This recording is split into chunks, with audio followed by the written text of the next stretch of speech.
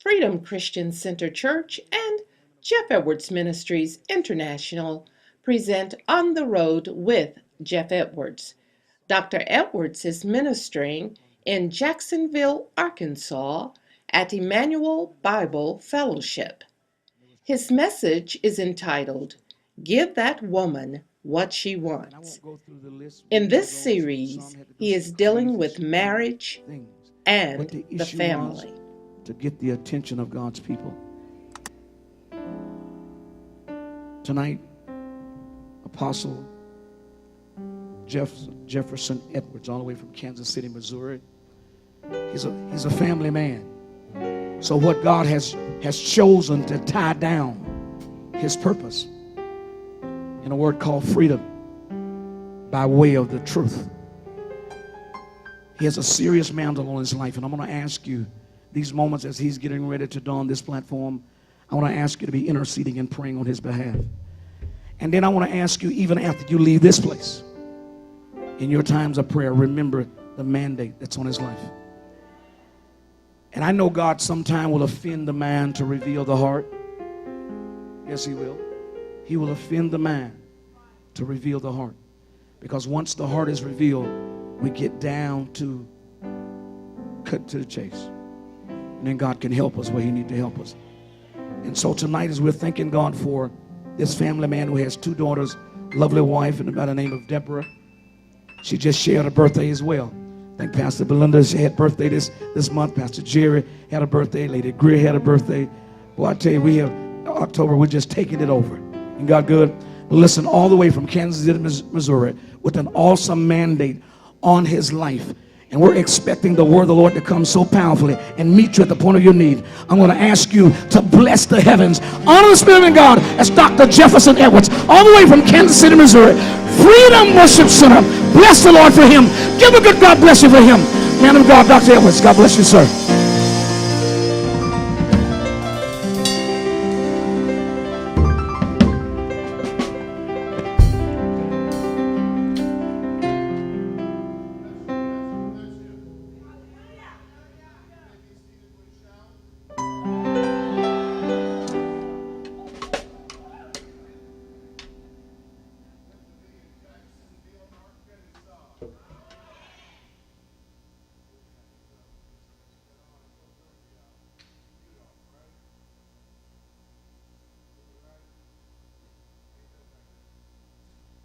Did I turn it off? There we go. Praise God. I always tell them that this is my roots, Arkansas. My family on my mother's side are the Johnsons. If you're a Johnson, you're probably my relative. And they come from Scotland, England. Is where they started off from. But they're all over Little Rock, and my mother was born in Humphrey. My father was born in Kiel. My grandmother was born in Truman.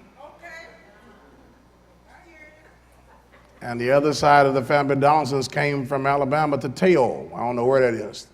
Tail, Arkansas. Nobody can know where that was, part of the rural area. But if it's a Johnson, it's probably my relative. And the other side, if it's a Donaldson, it's probably my relative. Any Johnsons out there? Boy. I want to acknowledge my nephew and his wife is down from Kansas City, and his two sons somewhere over there terrorizing y'all's nursery. And he happened to be working in this area and got a chance to come. That's my, almost like a son. I raised him the first 14 days of his life. I had to watch him because his mother had to stay in the hospital further. So the first 14 days of it, he always say, I say that. I had to watch him and keep him. And in those days, not that we were dirty or anything, but we had a plague of rats in our neighborhood. Actually, the army had to come and get them out of our area.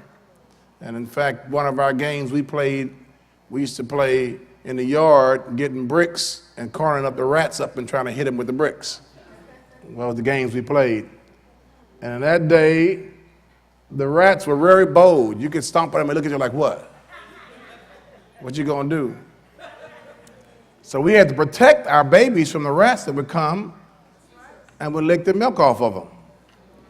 So I had to stay up. Those 14 days were some terrible days, watching him till the rats didn't get a hold of my nephew.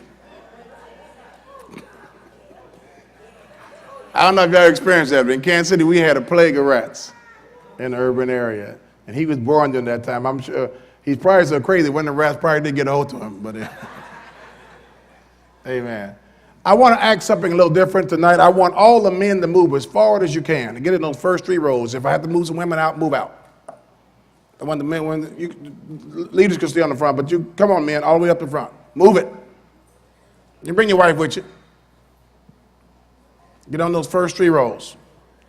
Because though we for everybody, my emphasis is toward men. So get up here in these first 3 rows, these men. Let them be our special guests. Ladies, would you accommodate them and allow those men and their wives to come up? And if you don't have no wife, men still come up. Because my emphasis, even though we're talking to the whole family, we're dealing with men, women, marriage, and the family. You can hear all of them. So all the men come up. Don't be afraid. Front won't bite you. When I get down there and walk with you, I might get a little saliva on you, but come on. Y'all come over here. You can sit by Belinda if you want to. She ain't gonna bite you. Come on up. Because they ain't the first 3 rows. Disobedient guy. Give me a hand, Mike. I'm gonna bust somebody in the head. I want all the men in the first 3 rows at least, somewhere in there. Let them in there. Let them in there. You ain't gonna bite. Because my emphasis is toward men today, though it's toward everybody. But I have something to say to you tonight. Tomorrow morning I have emphasis toward the women. But I want everybody here. Then Sunday I have something to say to everybody. So everybody better be here. You're under arrest these 3 days. There's no reason not to be in these meetings unless you're dead. If you call me in time, we'll come raise you from the dead. If you got to go to work, call in sick. Tell your boss you're sick and tired of being sick and tired. If you need an excuse, I'll write an excuse. I'm a doctor. I have my memo paper here and I'll write a note. We're all in group therapy these next 3 days. And tell your boss, I'll write a note. Please allow so-and-so to be here these next 3 days. Excuse her because she was about to lose her mind. And I'm trying to make her a better worker for you so you don't go off and shoot everybody in the office. Amen. Are you with me? There's no reason not to be here. Nothing more important. Are you listening to me? Because we are not in a crisis concerning our families and concerning marriage. We are in a destruction mode. And when I shared with you at your conference in January, I told you about helping you understand the condition, especially in our marriages are in, especially among our leaders and pastors and leaders. Because the enemy's tactics have never changed. He has one offense tactic, and that is smite the shepherds and the sheep will be scattered. So he's not even after the shepherds. Do you hear what I said? He's not even after the shepherds, he's after the sheep. He smites them to get to you. And there's an epidemic of attack against leaders and their families and their marriage going on in the United States of America, and I could say it, all over the world. And I was in Trinidad, and I was ministering another subject, and the elders got hold of me and said, please, please, come back minister about the families, because we have divorces, you know, we so-and-so, and one pastor didn't see it was important. Think it was that important. Since I've left, 2 of his elders are threatened to divorce, as well as something went with his marriage.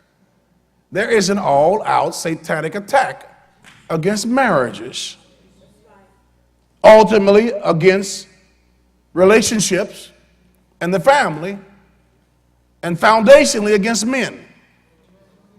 Because you want to destroy a people, you destroy their men. Men are a foundation. So my emphasis is toward the women tonight, but when I speak, it speaks to everything because we're all involved in relationships. Toward the men, I'm sorry, tonight. Before I get to that, I want to quote some statistics. I want to look at statistics about our condition. Because, you know, we kind of get involved in our little old circle, you know, me, myself, me and my wife, our 2 kids, us 4 no more. And we only just consider what we're going through. If it don't affect us, it ain't no big deal. Cancer ain't no big deal till it affect your family. AIDS is nothing till it hits one of your relatives. And still we don't know what the epidemic of AIDS is in our neighborhood because everybody keeps saying people dying of cancer. We don't know how epidemic it is, especially among black women. So they won't tell the truth. They tell the pastors to say they had cancer. I ain't gonna lie. We have an attack against destroying us, and men are more the center of it. But whenever men are hit, indirectly, it always affects our women. You know why? Because we ain't got nobody else to talk to. Ain't got nobody else to deal with. Am I doing that? Am I causing that? Okay. Many times because our leadership in the world is not accepted, especially as black folks, as men, and not exercised. The only time we exercise a little bit of authority or who we are is on our women. And many times it's in a negative realm. Out of our own inadequacies, we take them out on our women.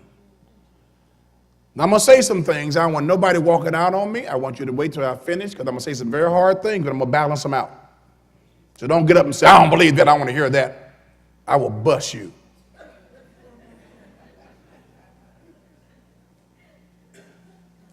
You wait till I finish. I get through with it and wait till the rest of the weekend.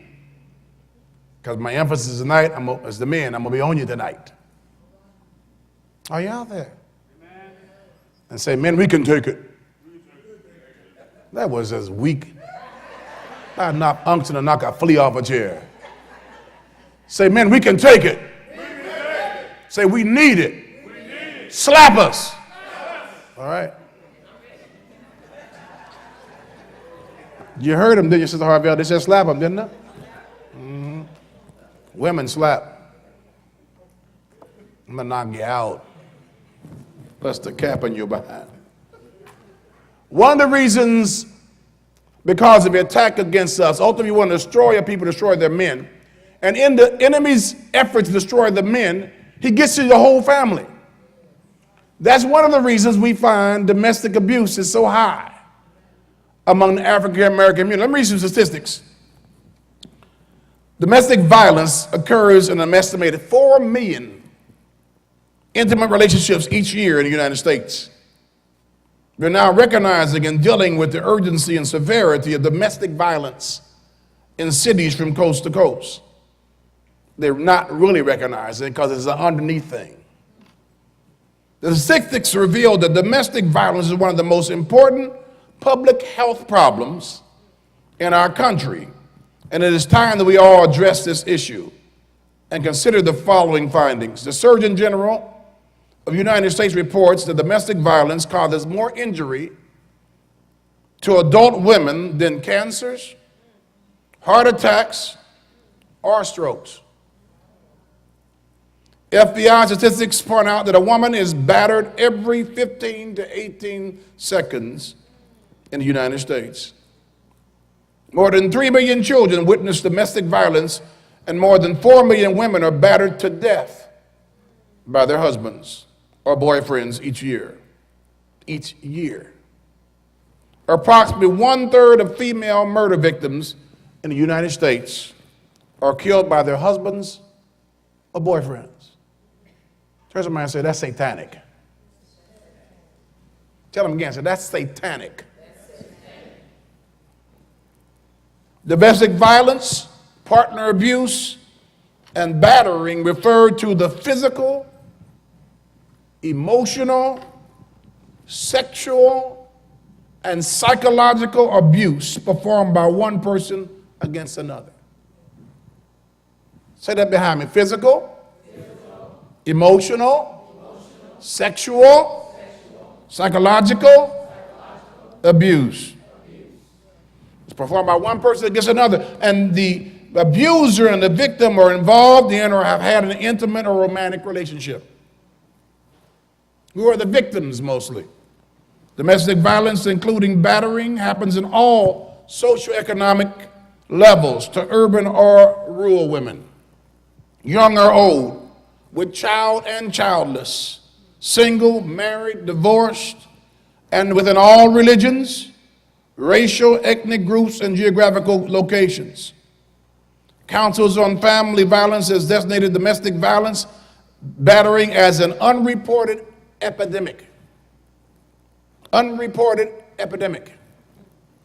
It is important to note that women initiate and carry out physical assaults on their partners as often as men do, according to a 1993 study by the Strauss and Jales people. But however, when it comes to serious physical abuse, women are still overwhelmingly on the receiving end. The impact of this violence on women: more women are injured through domestic violence than by rape, muggings, and car accidents combined. Many pregnant women have been and may be victims of domestic violence abuse. Forced sex or marital rape is the leading type of sexual assault. Some men think they can't rape their wife. I don't care if it's your wife, your sister, no mean no. Don't give me that black look. Forced sex or marital rape is a leading type of sexual assault. Yet marital rape or forced sex may be the most underreported and least legally punished crime of partner abuse, because many victims are reluctant to report and file charges against the abuser for various reasons. The Justice Department's National Crime Victimization Survey found that only about half of the women who suffered domestic violence between 1987 and 91 reported the abuse to law enforcement authorities. Among the African Americans, including African American women, suffer deadly violence from family members at rates decidedly higher than for all other racial groups in the United States, even though some of the reporting is inadequate. So they're not getting all the reporting. But in what is reported, it's higher than any other ethnic group in the United States. Factors such as breakdown of families, unemployment and underemployment, poor schools, inadequate vocational skills and training, and bad housing, the influence and use of drugs, and the density of liquor stores in the inner city contribute to the problem of domestic violence. All of these ingredients may compound and combine into a strong undercurrent of frustration that can lead to domestic violence.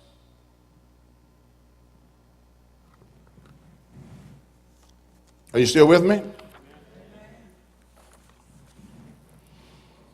Domestic violence is a pattern of abusive behavior in which a person uses coercion, deception, harassment, humiliation, manipulation, and are forced to establish or maintain power and control over his or her intimate partner.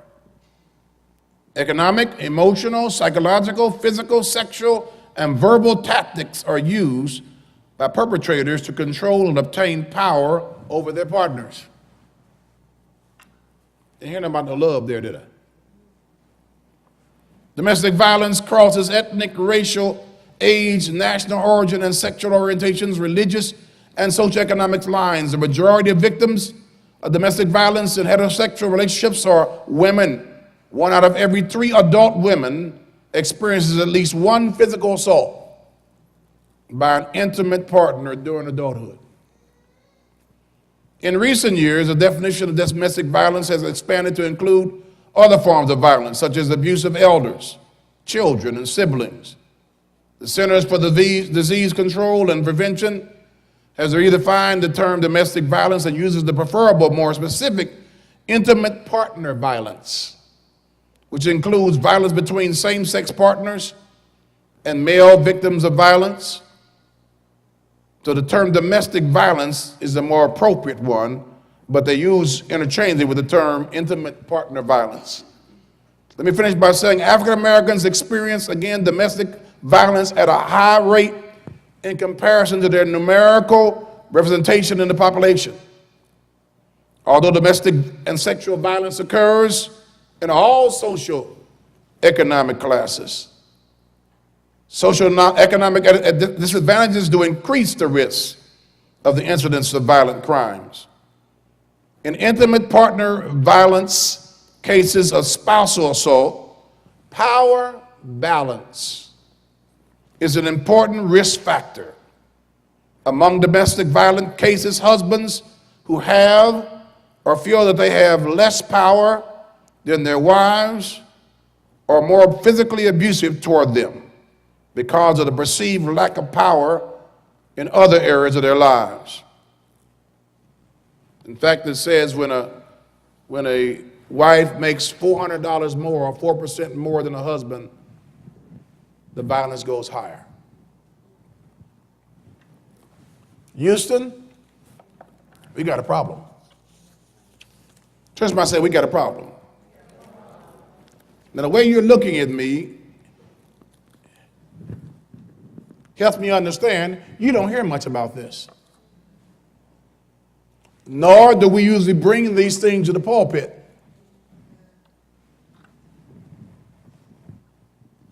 But God so loved the world that he gave his only begotten Son. And whoso believeth him shall not perish, but they shall have. God came not to bring us salvation, not to bring us prosperity, not to bring us a new house, a new car. He came to bring us life. This thing is about life. He came to stop the perishing aspect of us, and his answer to our perishing state was life eternal, eternal life. My commission involves life. And forgive the church for diminishing our services down to just meetings, digressing and dissipating down to just having a church meeting. The hell with that stuff. Hear what I said? I said it with that emphasis. This is not about meetings. This is about life. We are a covenant community. And we come together to learn how to live. Because guess what? You don't know nothing about eternal life. There's a way that seems right unto man, but the end thereof is destruction and death. Leave it to you, you will destroy yourself and everybody around you. Part of us being children of wrath means that we are by nature, fallen nature, children of wrath means we have a propensity to violence, to hurt, to kill each other. That's our fallen nature. We don't know how to live. And you leave it to us, we'll destroy you and anybody around us. This book is an instruction in life. He came to bring us what? Eternal. We lost life in the garden because Adam sold the family farm and messed it up. And the life we had in the beginning we lost. I came to bring back to you what? Eternal, and to stop you from perishing. Why? Our nature is to perish. We live in an outer man that is perishing day by day. And leave it to you, we'll perish. Our marriage will perish. So this is not just coming together for meetings. Forgive us, Lord, for reducing this down to services and just meetings, have a good time. So we at church today. Stop all that mess. You want to make something plain? Stop hollering. Speak plainly. You ain't got to hoop up and holler us up to make us get something. Speak the truth. Don't hype me. Don't hype me. Instruct me and lead me. Don't hype me. It's about life. I want to learn how to live. I want to live right for me, for my wife, for my children, for my community. Turn to somebody and say, this thing is about life. Person said, get this. It's about life. Oh, you're not him. I said, turn to them and say, it's about life. Now slap them.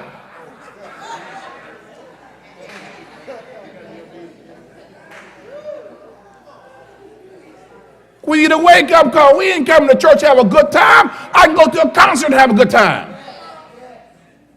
Are you out there? I can go bowl and have a good time. I come here to live. I come to stop this perishing nature, this corruption nature that was inherited when Adam sold the family farm. Are you out there? So if this is what's going on, this abuse is higher among the African American community, the black community, and most abuse is done by men to women. Though women do have their share, especially in the black neighborhood, they will hit you back. Some of them will cut you. But by and large, most of the abuse goes toward women. So if that's the case, we don't know how to treat our women. If it's manipulation and psychological control, and that's on both sides. So I'm ready for you tomorrow, ladies. Don't you get too heavy here.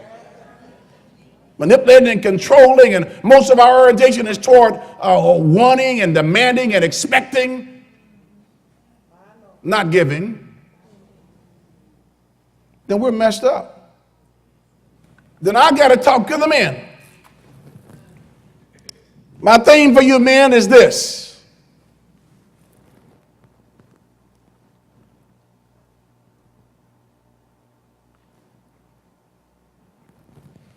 Give that woman what she needs. Or I can say, give that woman what she wants. Now you think she wants your sex machine. That's where automatically your mind went to.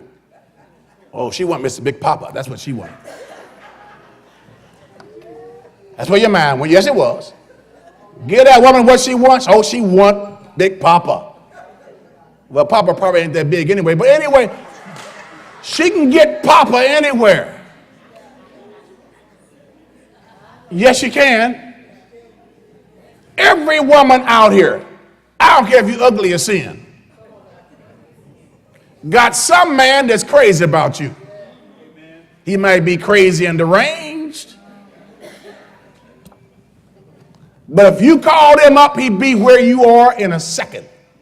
If you have to catch the bus.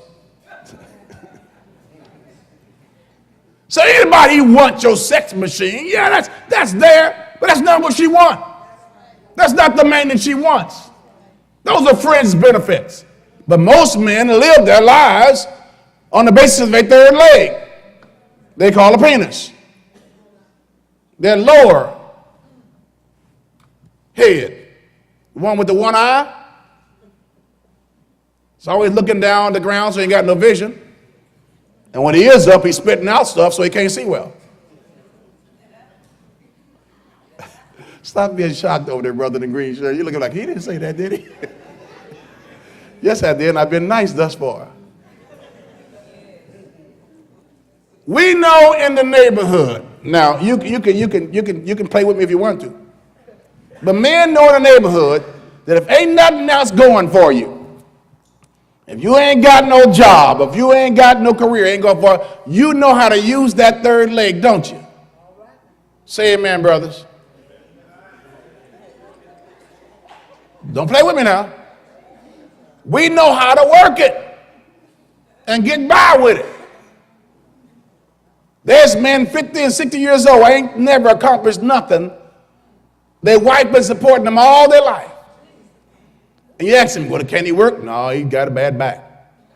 Well, can he cook? No, he can't cook. He go in there and boil egg and mess the whole kitchen up. Well, I see he ain't got no hair. He lost his hair, his teeth half out. What he got? Oh, baby, you know how to work it. Then you married a penis. You married a boy with a penis. And there's a lot of boys around here married to women who married them for their penis. I'm going to tell you, one lady came into my office. Can we talk? We ain't got time to play. I told you we're in instruction mode. I ain't going to play tonight. Can we really talk? One lady came to my office. Used to be a part of my church. She was married to one of the deacons in my church.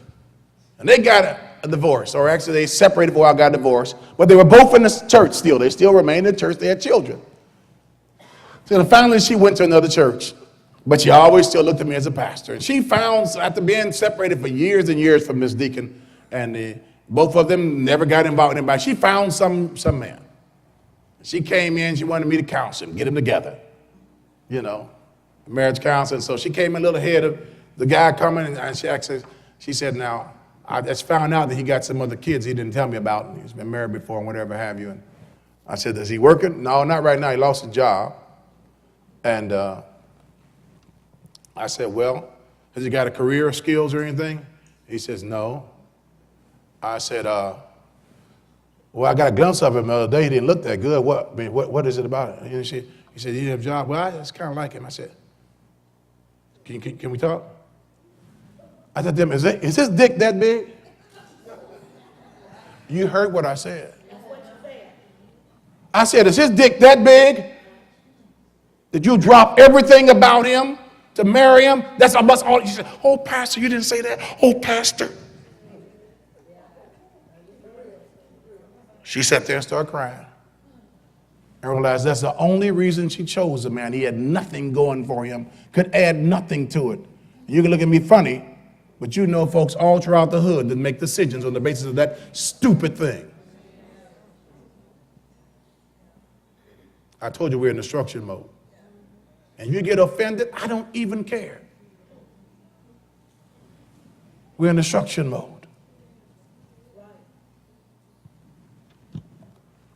Thank God she let that thing go. He had nothing to offer. Another works person came to the table and said to me, you know, pastor, get this. This is one of my white couples. Had met somebody and said, get him together. I want you to get him together. I said, what do you mean get him together? I want to marry him. I want to marry him, help work on him. I looked at him and said, baby, he got to bring something to the table. It says, they too shall become two holes, not hole on the street, holes. You got to be a hole for the two to do the miracle of marriage. He ain't no hole yet. I said, baby, I got to have something to work with. He brings nothing to the table. There's no ability to make something that's not even a whole to see the miracle happening. What does a woman want? What does a number need? She needs a lot of things, and it depends on you. Some of you need a lot of stuff. But you got three basic needs. Some of you are very complicated. You got a lot of needs. But you have three basic needs that men are supposed to give you. Men are supposed to give you in the boundaries of marriage. Men are even supposed to give you this in a sense of society. And most women don't have it. Some of this starts off with God, but men are to be a replenisher or a continuation of certain things women need. Number one, the first thing a woman needs is security. She needs a sense of security that does not come by manipulation and intimidation and idle threats. When you threaten her being or manipulate her mentally, that makes her answer. See, a man is like a shepherd. Same role as a shepherd. The Lord is my shepherd, I shall not. He may get me to lie down in green pastures. Well, sheep by nature are wandering animals. They won't lie down unless they feel comfortable. All fear is removed. Irritation from the other sheep is removed. Any predators are taken care of, and there's something to eat. Some of your women have never lied down in your house because you wasn't enough shepherd to fulfill, I shall not want. You haven't created an atmosphere for your woman wants to lay down in your house. Feel secure. Ain't got to say, did you pay that gas bill? Yeah, you asked me to pay it, I paid it. When you pay it? I paid the day. Let me see the receipt. That woman has not lied down. She's still micromanaging you and don't believe nothing you do without following behind you. Some of you men turn to your women and say, can you lie down in my house? Don't answer them yet. And a woman start crying before time. The Lord is my shepherd, he shall not. He maketh me, contrary to my nature of wandering and doing my thing. He changes my nature, makes me want to what? Lay down in green pastures. Are y'all there? Amen. My wife trips me out because some things she just will not worry about. And I want her sometime to worry. I remember one time we were dealing with tuition for my girls in school, and I said, well, I don't know what this, I can't make this tuition payment. I don't know if I get this, I don't know about this, so. Boy, she's looking at me. I said, don't you understand I got to get this money? I get this money by tomorrow. She said, yeah. She went on in the room. I said, girl, don't you feel me? She said, I feel you. I said, you ain't feeling me. She said, wait a minute. She said, listen to me. I married a wise man. You have always made provision for the family. I don't even consider it. It doesn't enter my mind about provision because you've always done it. Why should I worry about it now? I'm going here and go to sleep. You go have a dream or something and find out what you're going to do.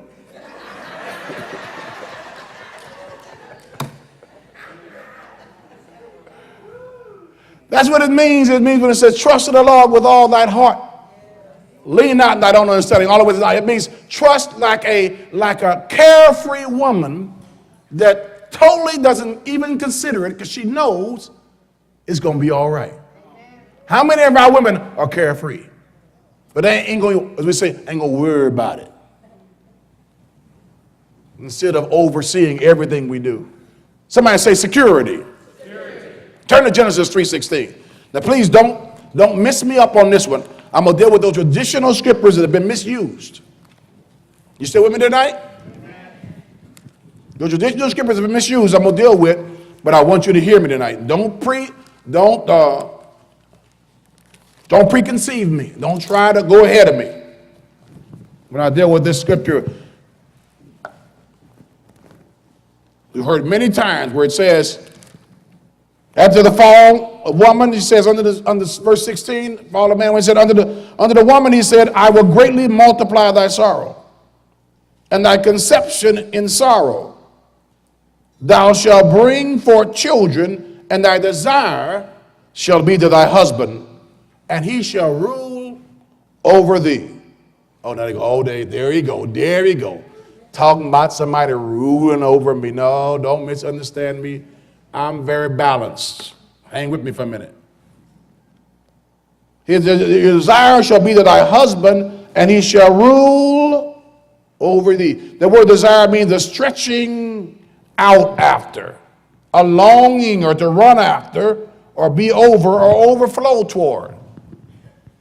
Thy desire to be a husband. In other words, the Hebrew word means, it essentially describes the description of a fallen state.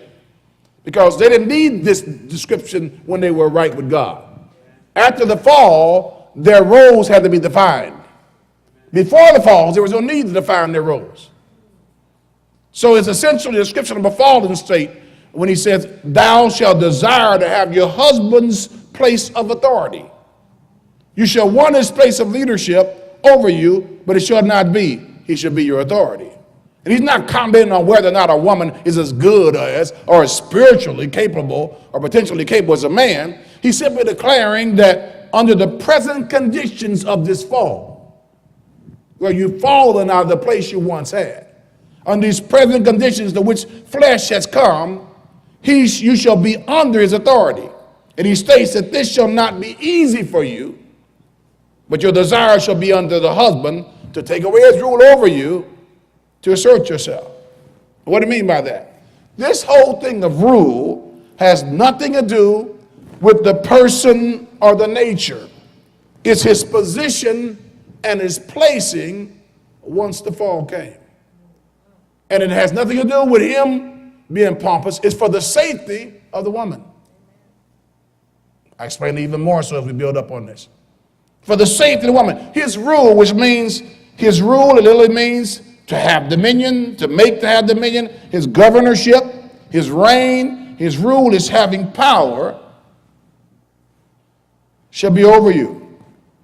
Again, that is not status or person or nature.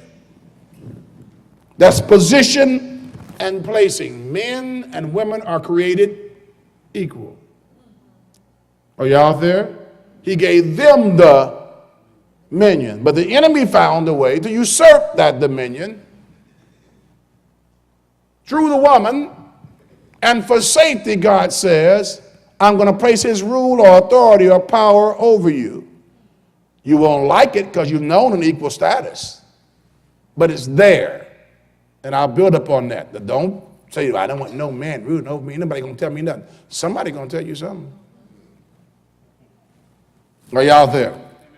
Stay with me. I'll build this up. What it means, your desire, it means you're stretching out after. In other words, there's something in you women, you may not believe this, where you need the sense of authority a man has. Not to beat you down. Not to manipulate you. Not to smother you or push you down. But to bring safety to you. What has happened is men has taken that, I'm the have the rule over you. I'm the ruler. I'm the head of this house. Whenever you guys say you're the head, you're probably not. If you're the head, do something. Pay some bills or something. Exercise your headship. It doesn't never mean anything about usurping or putting you down or controlling you. This rule has to do with a position that you need for your safety. Because the enemy found a way to get in through the woman. He deceived her. Man willfully obeyed. You want to know why man disobeyed? You know why man willfully obeyed? When woman fell? Because he knew he would never be able to be with her anymore. So he gave up what he had to be where the woman was. And disobeyed. Jesus says, I like that kind of love. I remember it. Because he put himself in our place also. To redeem us from our sin. Even though he had never sinned. But she was deceived. Something in her emotional makeup allowed the enemy to get there. Now you got to understand, women by nature are already mature in their emotions. In fact, they're almost a whole bag of emotions. While men by nature are mature in their logic. Now women have to learn to grow in being logically, and men have to grow and learn to be emotional. We are not to be unemotional. It's just that's not our nature. Our nature is more logical. We must grow and learn to be emotional or sensitive. Where I feel you. I'm not willing to where I'm willing to cry. Most marriages, men don't care nothing about how they feel. When they're ready to do the marriage act you call sex. But it's the marriage act.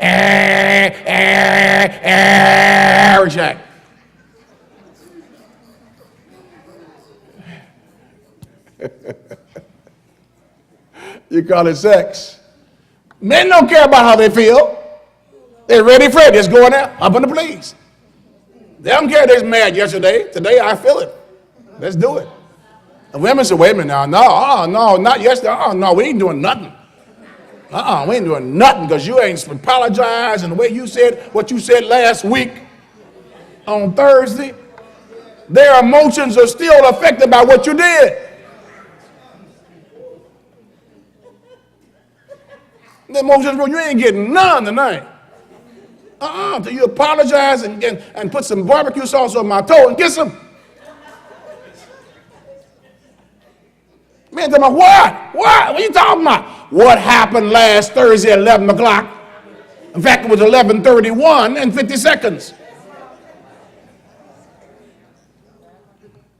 You ain't getting none till you sell that. Well, you tell them, what's the matter? I'm ready. I'm there. Look at me. You better go take a shower.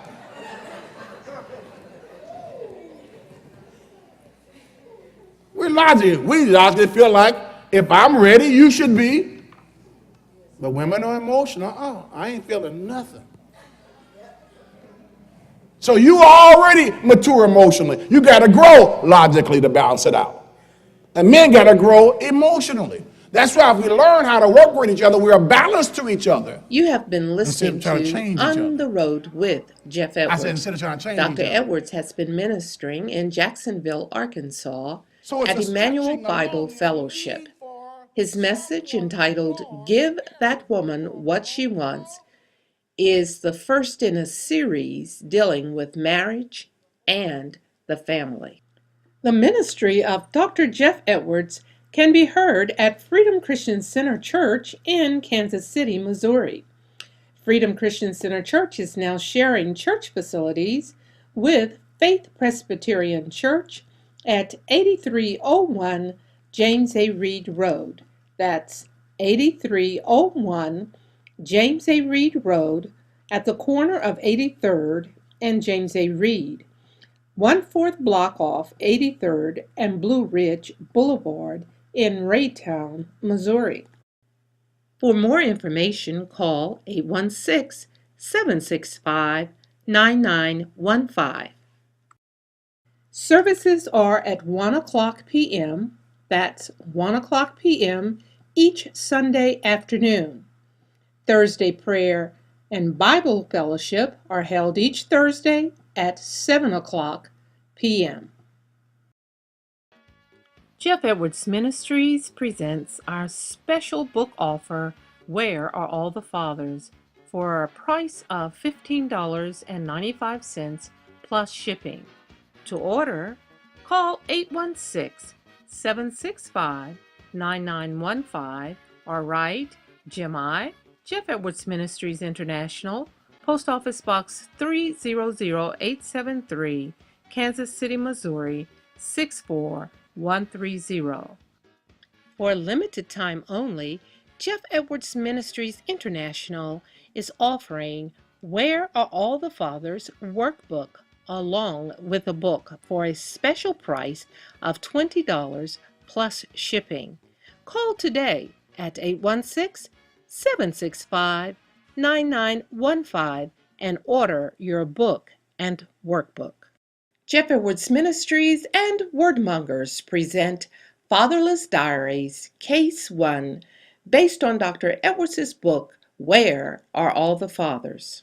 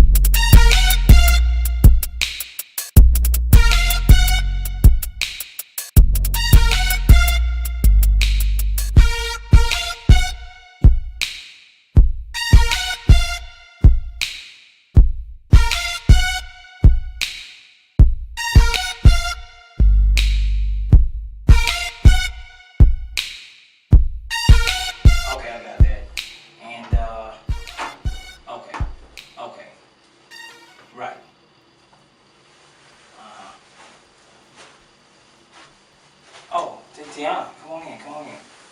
Okay. Let me, right. Okay, let me try to call you back on that one. Okay? Alright. Thank you. Okay, bye-bye. Alright. Okay, I had some chicken, I had some food. Where's my food? Because I'm hungry. How you doing? You alright? Okay. Let me see if I can get my food in here. I need my plate of food. That's been like 30 minutes. You know what? Okay, never mind. I'll be right back. This is ridiculous. God, I'm hungry. Ain't no sense.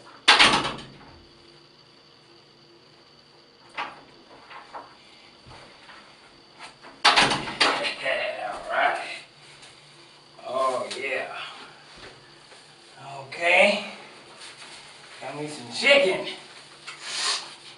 And one for you there. Okay, and one for me. That's how we have chicken. Alright. Now, give me some chicken.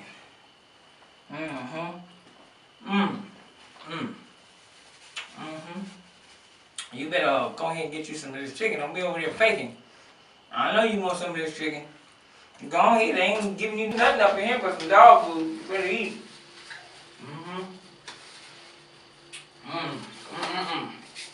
Good. Now, I heard you ain't talked in about 3 months. Is that right? Well, that's alright. Because you know what? I got lots to be thankful for this year.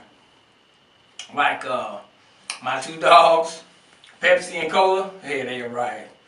And then I got my dad. He keeps fixing my piece of crap car that I got. So I gotta be thankful for both of them, the piece of crap car and my dad for fixing it.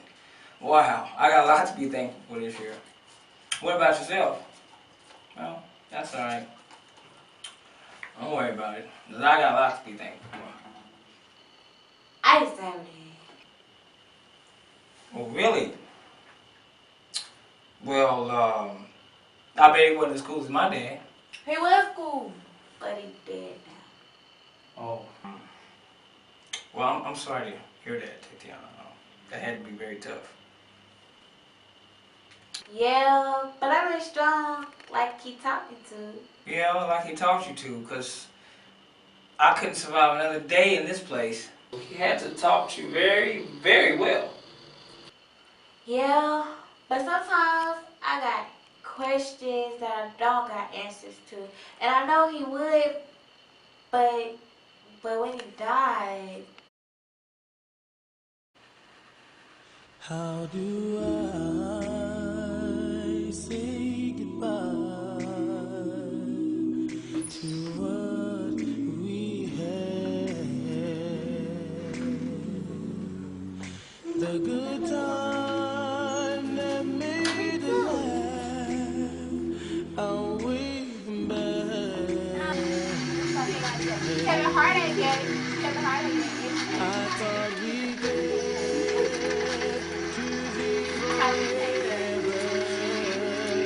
but forever is gone now. It's so hard to say goodbye to yesterday.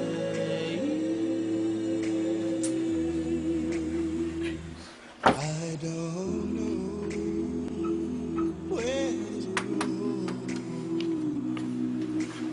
Hey, Uncle Marquino. Hey, little girl. How you doing? Hey, Mama. Hey, sweetheart. What's wrong? Nothing, I'm fine. Daddy was the rock. Mama was a mess. But Daddy loved her. He loved her to death.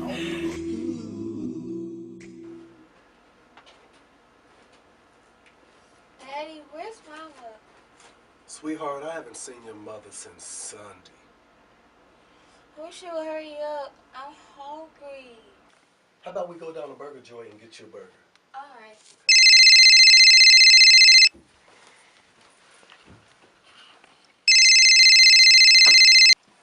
Hello? Where are you? Where? How did you get there? What do you mean you don't know? Who's the man in the background? Oh, he said he gonna do what to you? Oh, he ain't gonna do nothing. I'm on my way. You know, you have gotta stop the drinking. I'm not gonna be here to save you forever. Listen, sweetheart, we have a change in plans. I gotta go get your mother. But I'll bring you something on the way back, okay? Okay. That was the last time I saw my father alive.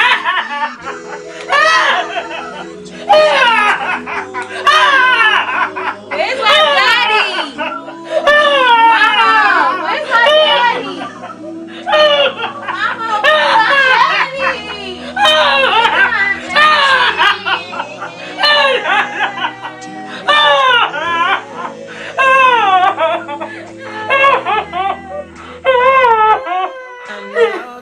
After Dad died, Mom got raised. And you, oh, baby, don't worry. Who said this here? Oh, yeah. Oh.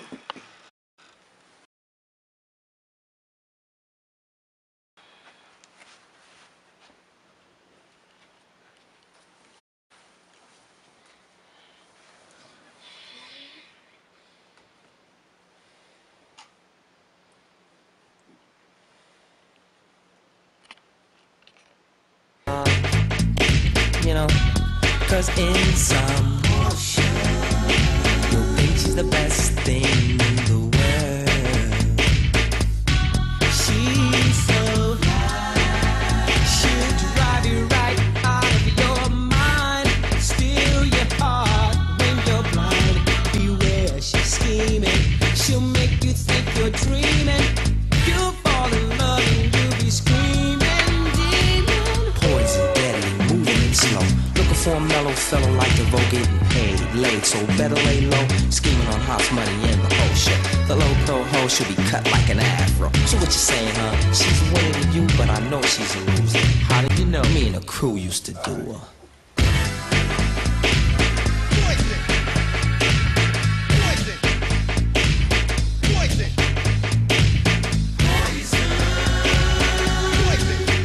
I had never seen so many men in my life.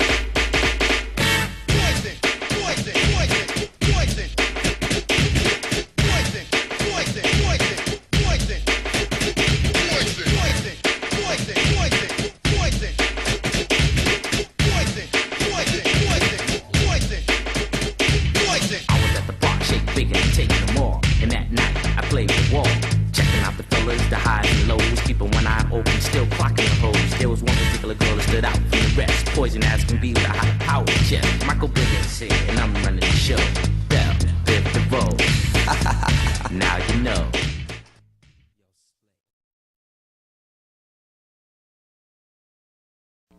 This has been the Sound of the Trumpet broadcast, brought to you by the Freedom Christian Center Church and Jeff Edwards Ministries International.